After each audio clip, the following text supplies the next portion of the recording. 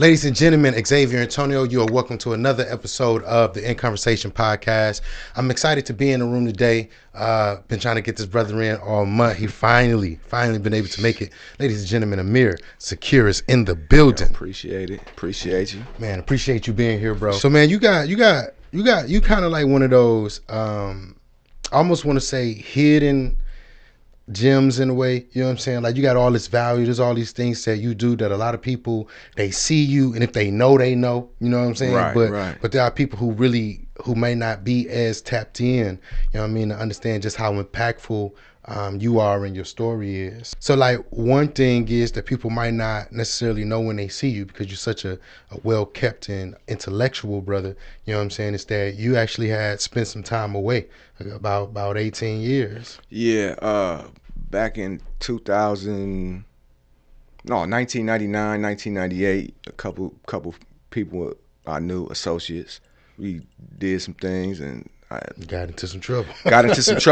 That cost you in the time of Jahiliyyah, ignorance. It was, and I went to prison for 18 years when I was 18 years old. Came home when I was 36. And that's such a long time, man.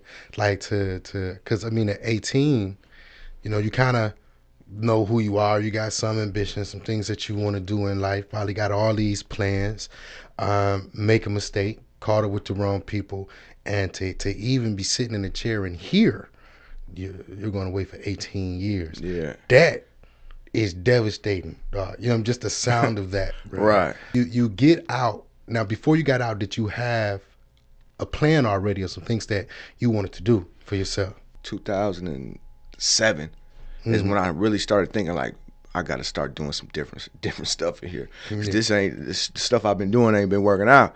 So I'm a troublemaker, bro. Like, bro, a troublemaker. See, that's the total opposite of what when you was like, oh, you probably got into. No, I was the one that was getting people into this stuff. I was the knucklehead, the hardhead, the one who was really trying to fit in. It wasn't the wrong crowd because you got choices in that stuff. I could have went another, and but I chose to, kick it and do this and be involved in this stuff. So it was like, at a certain point, it's like, damn, it ain't working. I mean, I'm tired of this. Yeah. So in 2007, I said I gave myself a 5-year plan for when I got released, and it's crazy. This plan was plotted out in 2007. If you go back and look at some of my old posts, you can see I had to hashtag 5-year plan. 5-year plan. This went back to 2016 when I came home. Like every time I posted, I post 5-year plan, 5-year plan, 5-year plan. So yeah, I went in I came home with a goal, bro. Like really with a goal and a focus. Yeah. So those who don't know, he's a barber, and not only that, he's a homeowner, and he's always involved in community organizing, in some type of way, whether it's giving free cuts at the block party.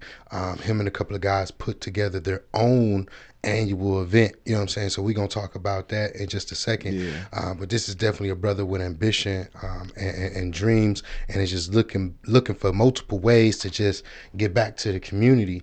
And so when we talk about you being a barber, you got this license while you were away. You get out, you start barbering with, you know what I'm saying, at a shop somewhere, and on your 5-year plan, was owning a barbershop a part of that 5-year plan? Yeah, I'm owning my own. Yeah, so here you are now, like owning your own barbershop. You know what I mean? So what would you say to people who feel like, not even necessarily people who go to jail and get out, but just anybody who feels like the where they are is where they're always going to be? Change got to come from within, I think, bro. It's a certain point where you just got to be tired of doing the same thing and not accomplishing nothing. It's a point where you just like, I'm tired of this, like, you know what I'm saying? And at that point is when I was like, it's time for me to do something different. Yeah. It's time for me to reinvent myself, to say, you know what I'm saying? Yeah. Like, because what I was doing wasn't working. So I'm like, and I wanted to give back. So I was really tapping in. I had this plan to really tap in with people in the community when I came home. That was all part of my 5-year plan, and I did that. So when I came home, I think I believe it was you, was like one of the first people I tapped in with that was doing community stuff. We was doing the poetry at Oasis. So I was like, okay, bam, I'm tapped in with bro, and that opened up doors for me to be involved with other stuff. 5 years from 2016 would have been 2021, right? Mm-hmm. You kind of you accomplished a whole lot of things like ahead of your schedule. Right. You know what I'm saying? And that's really the point I want to make. You actually ended up kind of like starting your own community event, of course, in partnership with some people. Yeah. Called the Freedom Cookout. Right. And this is I don't know if this is a thing that other people are doing around the world or anything like that. I don't know if it's been on the news, but this is definitely one of those things that I feel deserves a lot of recognition just for what y'all are doing. It's definitely something that if y'all could package, even do yourselves around the country. You know what I'm saying? Like, we got to figure out a way to make it a little bit bigger. But the Freedom Cookout, let's talk to the people about what the Freedom Cookout is, or even start. How did it start? Well, so originally, me getting involved in the community was a goal, and getting involved with the right people was like motivation for me to be like, man, let me do something for where I came from. We started out, it was me, a friend of mine, Bart, KD, Xzavier, Terrence, and we just all got together like, man, we just finna cook. Let's go to the park. We cook. We just called each other. It was just some random stuff. We called each other. Oh, we finna go cook. So we went, had a cookout, invited more people. Hey, we down here at the park. Few people came. Now, all of these guys that you start with, like, all of them had did some time. Yeah, all of us are formerly incarcerated, but we pretty much formed a kinship through that trauma. That's what I call it. We a bond through trauma. We bonded through trauma. So being in prison is just some traumatic stuff for anybody. Absolutely. Especially doing a lot of time. Yeah. And the originators of it, we all did like double digits. All of us did at least 10 years or better. Right. And so that would explain why it's. So y'all started at that time that y'all have a name for it. Y'all just like, we just getting together, we just finna have a cookout and we finna invite some other people to come partake. Yeah, it wasn't nothing like a plan. Okay, we're gonna call it this. It wasn't none of that. It was just, hey Tone, let's go. We finna go cook at the park, bro. Come on. Hey, call such, see if he wanna come cook. See if he wanna come eat. So it started like that. It wasn't nothing. Into the third year is when we really focused on the name and expanding it to more people. Like we see this vision. Like we create this network of formerly incarcerated people, and it's motivation for other formerly incarcerated people, because some of us are successful. Like, a lot of us own businesses. Right. A lot of us own multiple homes. A lot of us wrote books, authors. It's a lot of us that's crazy, doing great stuff out here. Yeah. So we can make this like a place where guys can come that was locked up to get some information, to get some resources, because all of us got resources. Right. So we like, man, let's make this an event. We can do this every year. So let's talk about food. There's gonna be some barbecue happening. Barbecue. And so I got a question.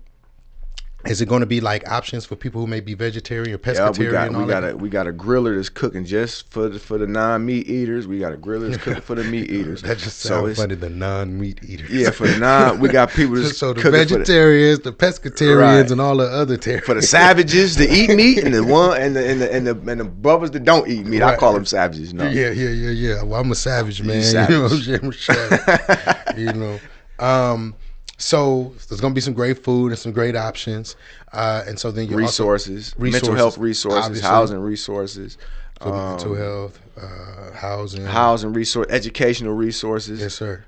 The Fatherhood Initiative is going to be there. Oh, that's what's up. That's major. That's big. WCS is one of the sponsors. The Fatherhood Initiative. We got multiple sponsors this year. It's crazy. Just starting out, just thinking like, man, we just getting together to cook or whatever, celebrate us. You know what I'm saying? What we've been through, and then you do it again. The second year is like, oh, we just doing it again because we did it last year. And it's like, oh no, this is a thing. This is a thing. And not only is it a thing, but now we getting sponsors and all these other people paying attention to it. It's getting bigger and it's getting bigger. That's what's up. Would you starting your business at the barbershop? From my understanding, you initially were just invited to be an owner, but because of whatever reasons, you took more of a manager role. Yeah.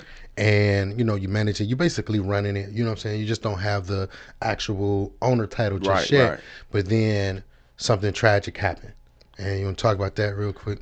Yeah. Well, a friend of mine, Alan Grant, he was one of the Milwaukee Flyers. He was one of the originators of the Milwaukee Flyers. Yeah, AKA Wood. Shout out Yeah. to Wood and his family. Yeah, Wood do it all. Yeah, shout out to the family. Rest up, Wood. Long live to go. Yeah. And so he passed in 2021. Shortly after, maybe a year after the shop was open, and violence in Milwaukee, man. It's just the violence in Milwaukee. Yeah.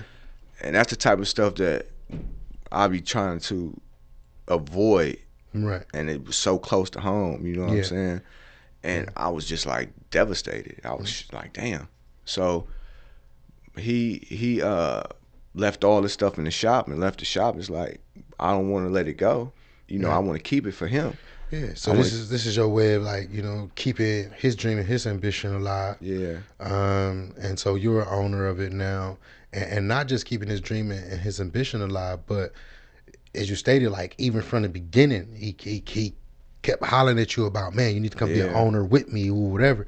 So this is somebody who we could say believed in providing opportunity to others, somebody who believed in creating economic opportunities, and us as black people creating our own economic opportunities. Yeah, exactly. And so I feel like you're keeping the spirit of that alive with your plan and what you want to do with the barbershop, with the offering opportunity for other people to own it too. So you want to talk about that? He was a person that gave back a lot. He used to do all type of stuff in the community as well. So it's like I can open it up for other entrepreneurs to come in and make money, instead of it just being, it can be a hub for us to make money out of. Yeah. So I was inviting barbers, stylists, whoever, a commitment for a year. You come work in the shop for a year, you pay booth rent and all that type of stuff.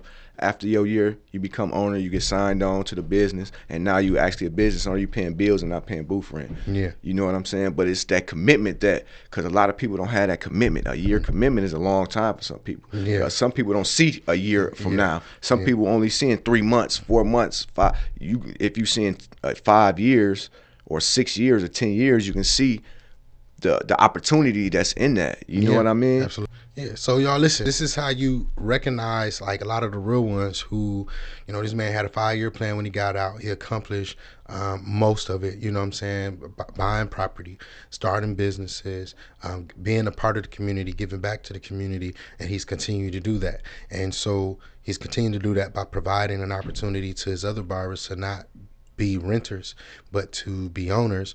And then he's giving back to the community with a group of other men, strong black men who are standing up in our community with the Freedom Cookout that they're doing every year. And again, this one is June 24th, so y'all definitely want to make sure y'all are there. It's between 1 and 7 at Estra Book Park.